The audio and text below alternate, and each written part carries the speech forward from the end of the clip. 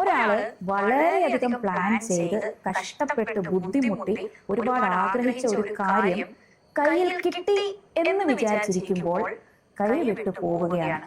Stop. ഈ സിറ്റുവേഷനിൽ നമ്മളാണെങ്കിൽ എന്തായിരിക്കും സംഭവിക്കുക? സഹിക്കാനാവാത്ത വേദനയുണ്ടാവും. ചിലപ്പോൾ അത് ഡിപ്രഷനിലേക്ക് പോയേക്കാം.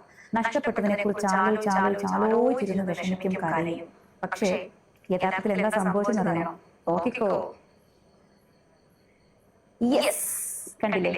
അയാൾ ആഗ്രഹിച്ചതിനേക്കാളും വലിയൊരു നിധിയാണ് പടച്ച റബ്ബ് കൊടുത്തിരിക്കുന്നത്. നമ്മുടെ പ്ലാൻ ഒന്ന്, അള്ളാഹുവിന്റെ പ്ലാൻ മറ്റൊന്ന്.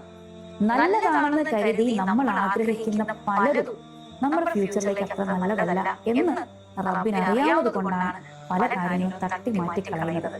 അതിപ്പോ നമുക്ക് മനസ്സിലാവില്ല, പക്ഷേ ഭാവിയിൽ അത് വ്യക്തമായി മനസ്സിലാവും. ഈ ഭൂമിയിലെ ജീവിതം എന്നുള്ളൊരു പരീക്ഷണം മാത്രമാണ്. അതെല്ലാവർക്കും നേരിടേണ്ടി വരും. അപ്പോ പരീക്ഷണത്തിൽ നമ്മൾ എന്ത് ചെയ്യണം? തവക്കൽത്തുഅലല്ലാഹ്.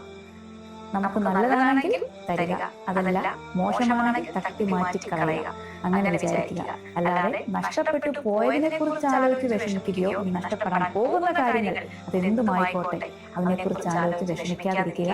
തവക്കൽത്തുഅലല്ലാഹ്.